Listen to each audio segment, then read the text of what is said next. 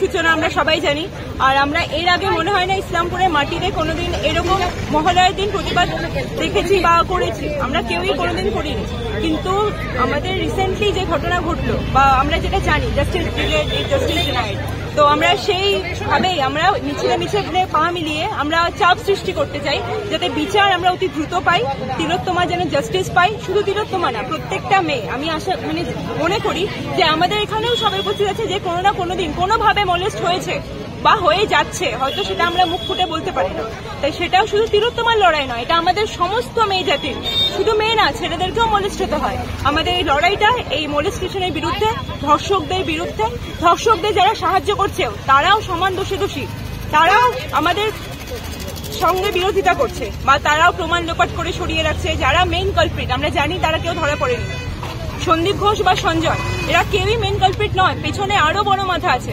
হয়তো তাদের মাথা ঢাকতে এইসব আমাদের আই ওয়াশ করা হচ্ছে, সেটা ছাড়া আর কিছু না। তো আমাদের একটাই দাবি, আমাদের তিলোত্তমার বিচার চাই। তিলোত্তমা কেন, আমাদের রিসেন্টলি শিলিগুড়ি একজনের ফাঁসি হলো, আমরা শুনলাম, তারপর কার একটা ফাঁসি হলো। তো আমরা চাই যা হচ্ছে বা যা হয়ে যাচ্ছে তার বিরুদ্ধে সবাই এভাবে গর্জে উঠুক। আমরা প্রতিবাদে পা মেলাই, আমরা উৎসবের মাধ্যমে প্রতিবাদ করি, আমাদের প্রতিবাদটাই আমাদের উৎসব হোক। বিউটি বসা।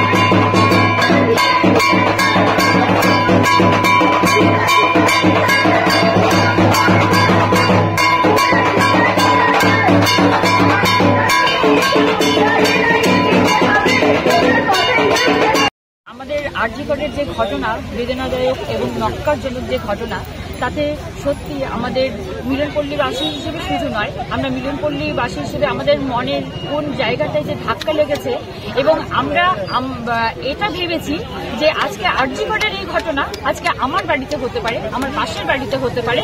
এবার আমরা যখনই দেখছি আমরা জাস্টিস পাচ্ছি না এবং এই ঘটনাকে আমরা প্রতিনিয়ত খবরে চোখ রেখেছি, টিভির পর্দায় আমরা চোখ রেখেছি, আমরা বারবার খবর শুনে বুঝতে পারছি যে এই নক্কারজনক ঘটনাকে বারবার আড়াল করা হচ্ছে সরকারের পক্ষ থেকে এবং প্রশাসনের পক্ষ থেকে। প্রশাসন নিজে দায়িত্ব নিয়ে মনে হচ্ছে টালা থানায় বসে সমস্তটা গোপন করার চেষ্টা করছে।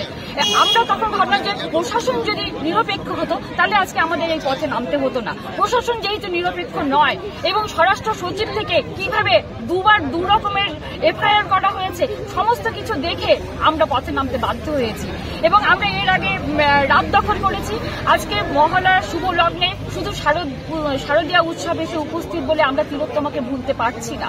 তিলোত্তমার যে বেদনাদায়ক যে মৃত্যু সেটা যেন আমাদের সকলকে শুধু একটা রাজ্যে নয়, দেশে বিদেশে সারা দেশে ছড়িয়ে পড়েছে এবং সেই প্রতিবাদে সামিল হওয়ার জন্য আমরা মনে করি প্রত্যেকে আমাদের মিলনবাসীর প্রত্যেকটি মানুষ আমরা মনে করি যে এই লড়াই আমাদের অংশগ্রহণ করা উচিত এবং আমরা এই শারদ উৎসবকে কেন্দ্র করে আমরা তিলোত্তমার এই বেদনাদায়ক অস্বাভাবিক মৃত্যুকে আমরা কিছুতেই মেনে নিতে পারছি না।